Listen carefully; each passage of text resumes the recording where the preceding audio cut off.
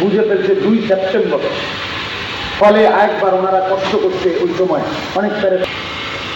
আমার প্রিয় মাওলানা আব্দুল কাদের ইসলামী ভাই এই এলাকারই সন্তান, আমাদের ক্যান্টনমেন্ট কুমিল্লার সাথে আমরা একসাথে চলাফেরা করি।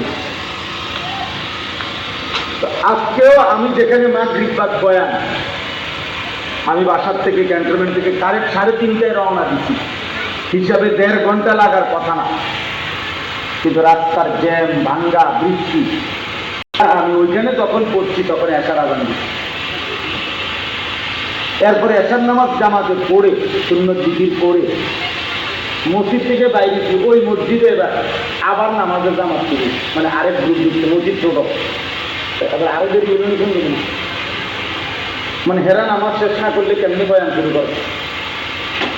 একবারে একই মসজিদ, মানে মসজিদের সাথেই বারান্দা, খোলা জায়গার মধ্যে মাহফিল, এই সব মিলে। এরপরেও আমি রওনা দিছি যখন 9টা 10 বাজে রামগঞ্জ।